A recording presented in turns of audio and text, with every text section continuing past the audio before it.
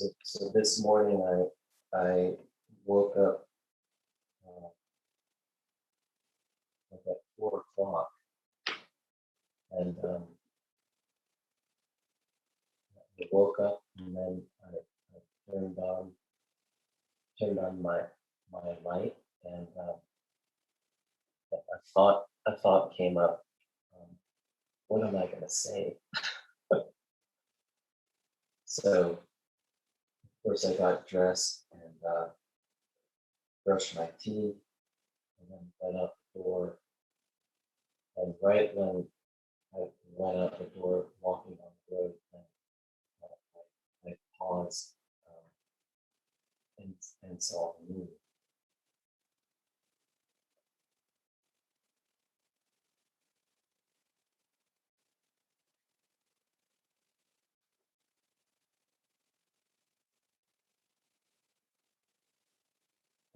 And the moon was it was very subtle, and the moon like it captured me, and I paused, and I looked at the moon, and I could see the blackness or the darkness of the mountain, Sonoma Mountain, and it was bright. It was bright, and it was brilliant. And again, I just stopped, and of course, then walked down to the Zen Center and into the Zen Building. I sat zazen this morning. There's a passage I want to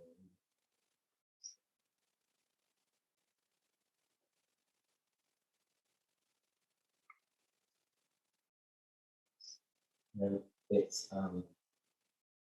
it's taken out of the Eiheiji, and it was a Dharma whole discourse that Dogen said, and this is the Dharma whole discourse number 8 out of the Eiheiji. Here's a story. Mazu said, "This mind itself is Buddha." Dame means great plum. Studied this more than 30 years, dwelling on his mountaintop, hiding his traces in the sounds of the valley and the colors of the mountain. The ancestor Mazu finally sent a monk to visit and say to Dame, "Mazu's Buddha Dharma is different these days." Dame responded, "How is it different?" And the monk said, "No mind and no Buddha." Dame said, "Even if he says no mind, no Buddha, I just followed this mind itself is Buddha." The monk returned and told the ancestor. Mazu said, "That plum was right." And then Dogen said, he makes the comment, "This mind itself is Buddha, is most intimate." Year after year, Dame ripened in the middle of summer.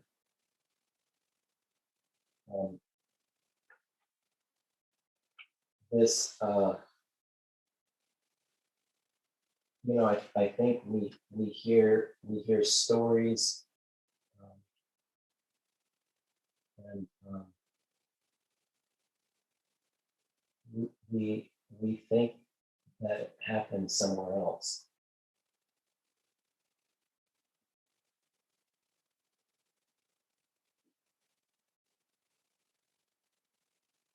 We think Bodhidharma sitting in a cave happened somewhere else. We think that Mazu in the 700s happened somewhere else or another time. The same with Tendo Nyojo and also Dogen in the 1200s. Sitting in Zazen and then also building Eiheiji, the Temple of Peace. But this sitting practice now is with us right now. So it's quite amazing that we're doing this practice right now, but what is it? So what are we doing? The term that Dogen said in this as his response, the mind itself is Buddha. It's actually one of the important, you would say, pillars, or one of the important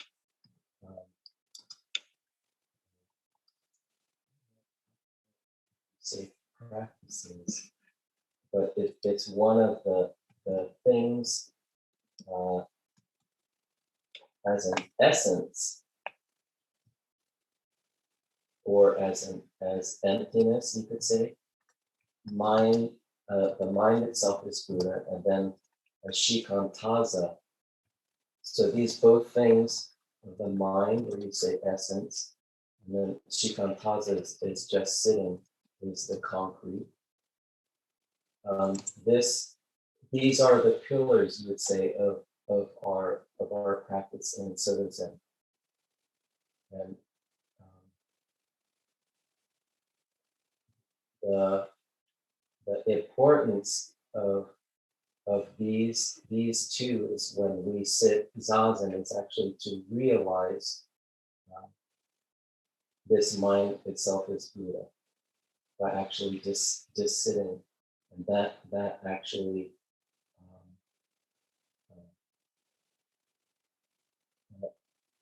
you would say binds those two together. But this studying our practice, or to study Buddhism, or to study Zen, it's actually to look at our very life as it is. There's not looking at something outside of ourselves that we think it is.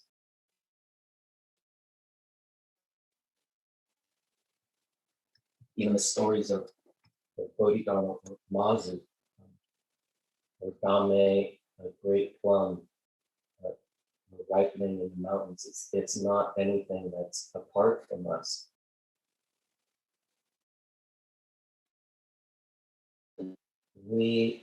When we study things, or when we look at things, we see them as being apart from us. And there was last week there was a neighbor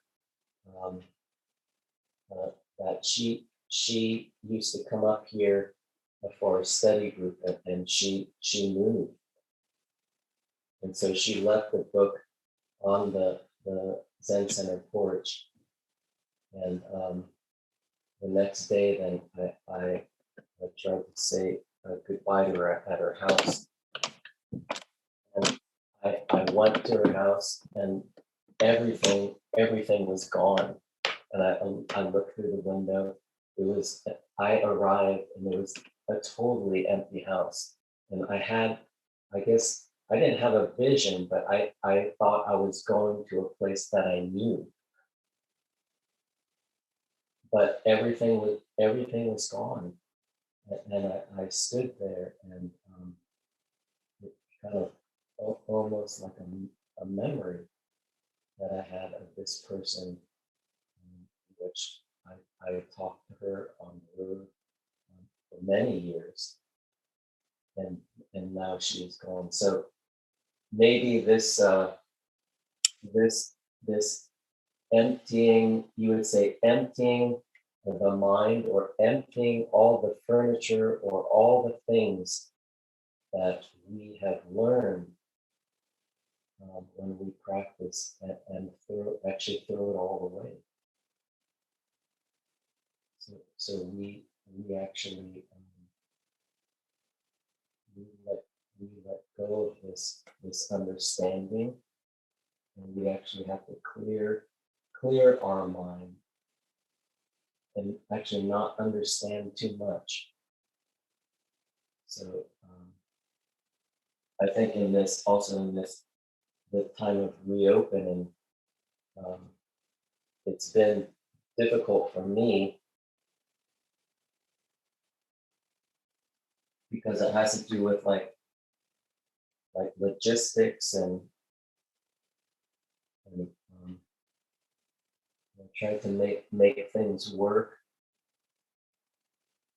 but at the same time, it's at the same time when we sit, we let go of this reasoning, or this way of seeing. It's not the intellect. So and what we do is this understanding is through actually our practice. It's our practice of coming back or returning to right here and right now. So it's kind of interesting because when we sit zazen, there's an or when we sit zazen, there's this unconditioned self, or there's this aim to the original unconditioned self to I don't want to say aim.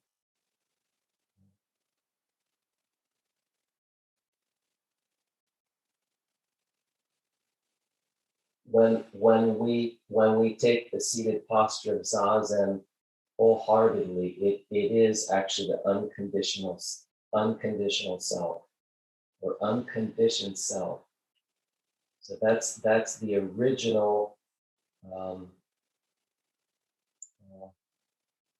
You would say that's the original person that has arrived. Once there is in zazen, that's why we actually say don't move,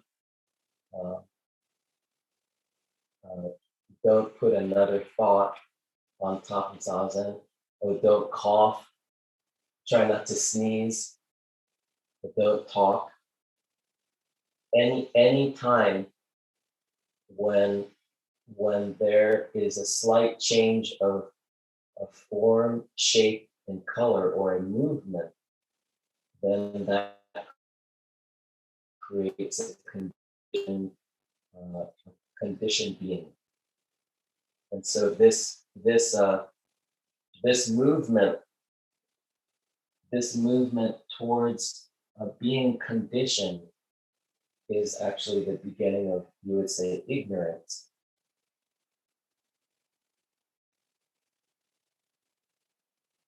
So this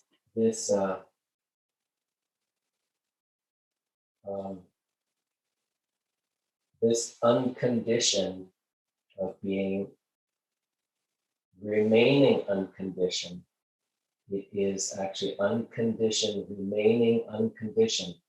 When you sit in the seated posture of zazen and just take the seated posture of zazen, then that's a wisdom that is appearing. It's actually all things that are appearing, but it's a wisdom just in the seated posture of zazen. So, of course, this ignorance arises from the six senses that we have. So it's the eyes, it's the ears, it's the nose, and it's the tongue, and it's the body, and it's the mind. So we see things, and we see things good, and we hear things good. We smell things, but what the big mistake is that the faculty that you would say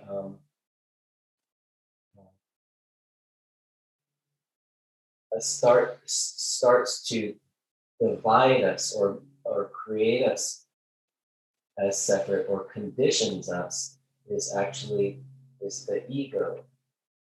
So this is the seventh, you would say the sixth consciousness, and then so you have the eyes, ears, nose, tongue, body, mind, and then the seventh is actually the ego-centered faculty, in which then the ego starts to get solidified by us seeing a certain way.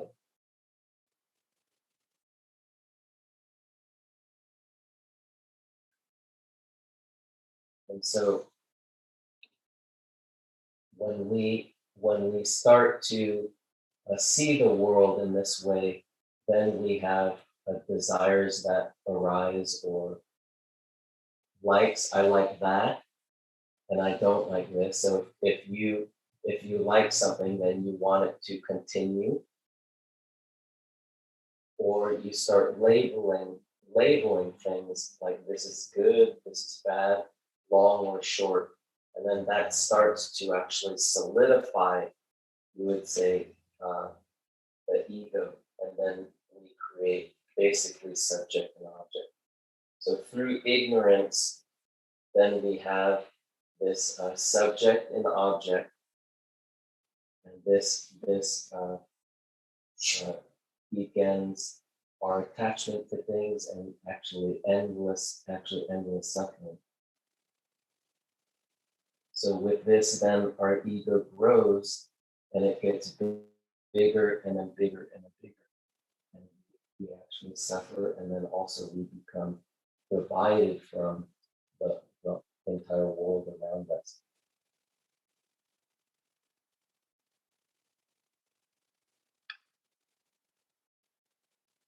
So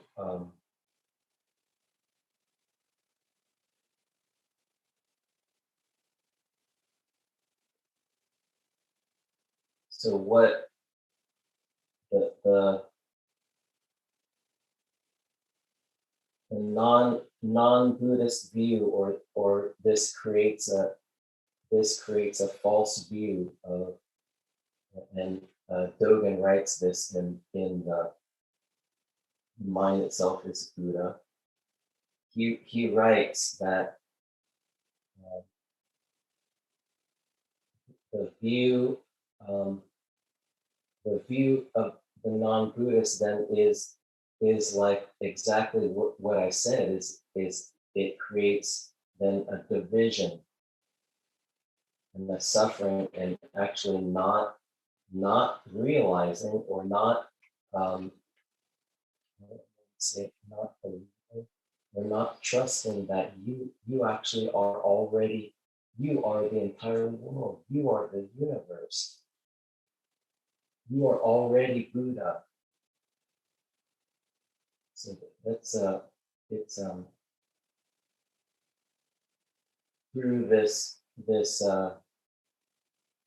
not knowing, but it's a knowing.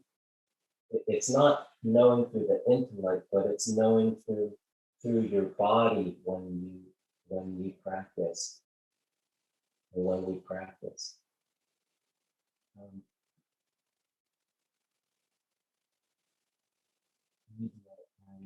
read this stuff.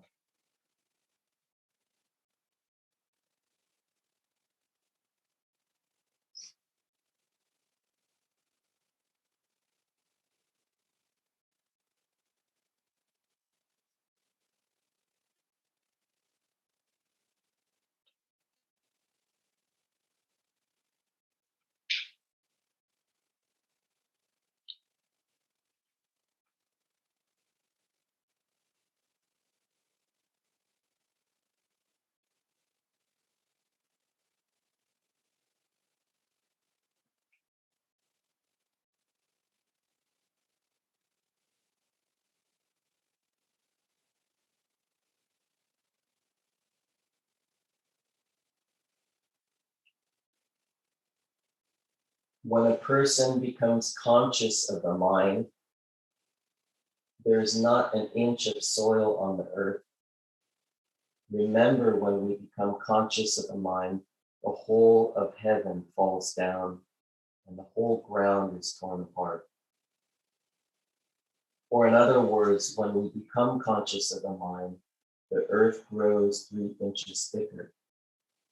An ancient patriarch said, "What is fine, pure, and bright mind? It is mountains, rivers, and the earth, the sun, the moon, and the stars." Clearly, mind is mountains, rivers, and the earth, the sun, the moon, and the stars. But what these words say is, when we are moving forward, not enough, and when we are drawing back, too much. Mind as mountains, rivers, and the earth is nothing other than mountains, rivers, and the earth. There are no additional waves or surf, no wind or smoke. Mind as the sun, the moon, and the stars is nothing other than the sun, the moon, and the stars. There is no additional fog or mist. Mind is living and dying, coming and going, is no other than living and dying, coming and going. There is no additional delusion or realization. Mind is fences, walls, tiles, pebbles is nothing other than fences, walls, tiles, and pebbles. There is no additional mud or water. Mind as the 4 elements and 5 aggregates is nothing other than the 4 elements and 5 aggregates. There is no additional horse or monkey. Mind as a chair or a whisk is nothing other than a chair or a whisk. There is no additional bamboo or wood, because the state is like this. Mind here and now is Buddha, is untainted. Mind here and now is Buddha. All Buddhas are untainted Buddhas. This being so, mind here and now is Buddha, is the Buddhas themselves, who establish their will, undergo training, realize Bodhi, and experience nirvana. If we have never established the will, undergone training, realized Bodhi, and experienced nirvana, then the state is not mind here and now is Buddha. If we establish the mind and do practice and experience even in a single sana, this is mind here and now is Buddha. If we establish the will and experience in a single molecule, this is mind here and now is Buddha.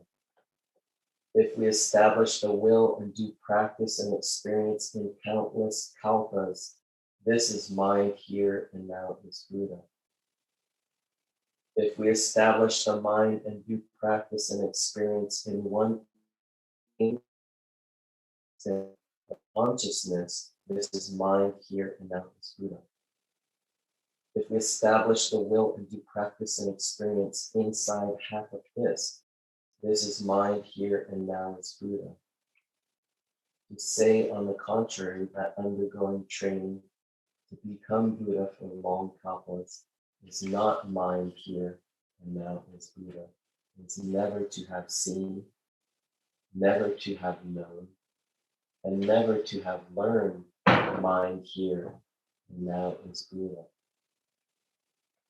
It is never to have met a true teacher who proclaims mind here and now is Buddha. The term Buddhas means Shakyamuni Buddha. Shakyamuni Buddha is just mind here and now is Buddha. When all the Buddhas of the past, present, and future become Buddha, they inevitably become Shakyamuni Buddha. That is mind here and now is Buddha.